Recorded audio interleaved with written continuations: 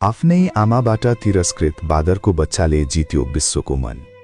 कुरा त ममताको थियो, मातृत्वको थियो, तर उसले न ममता पाउँछ न मातृत्व। ऊ आफ्नै आमाबाट तिरस्कारमा पर्छ। ऊ त्यति क्षमतावान पनि हुँदैन कि आफ्नी निष्ठुरी आमालाई फकाउन सकोस्। उसले सक्दो प्रयास त गरेकै हुन्छ, त्यसमाथि बालकै हुन्छ। यो बेला उसलाई सुरक्षा चाहिएको थियो, यसलाई प्रेम र साथ चाहिएको थियो। त्यसैले जब ऊ आफ्नी आमा र समूहबाट अपहेलनामा पर्छ, ऊ निर्जीवतासँग सजीवता खोज्न जान्छ।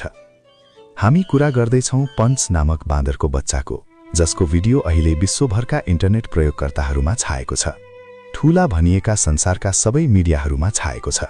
लाखौंको मन पगालिरहेको छ। पन्च जापानको चिबा स्थित इचिटावा सिटी चिडियाखानामा रहेको मकाक प्रजातिको बाँदरको बच्चा हो।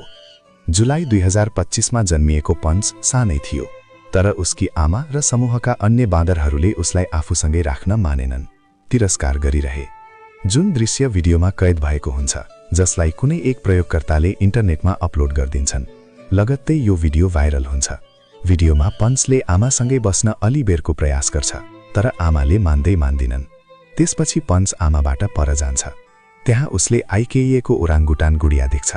त्यसपछि त्यही गुडियालाई उसले अंगालो हाल्छ, आफू जता जान्छ त्यतै लान्छ। अर्थात् आफ्नाहरूको साथ नभएपछि उसले निर्जीव वस्तुलाई आफ्नो ठान्छ। त्यस्तै पन्चको भिडियो भाइरल भएपछि उसबारे नयाँ अपडेट पनि आएको छ। इचिकावा सिटी चिडियाखानाका अनुसार अहिले पन्चको अवस्था सुधार भइरहेको छ। समूहका अन्य बाँदरहरूले बिस्तारै पन्चलाई साथ दिन थालेको छ। त्यसैगरी अन्य बाँदरहरूले उसलाई अंगालो हालेको र कपाल मिलाइदिरहेको भिडियो समेत आउन थालेको छ।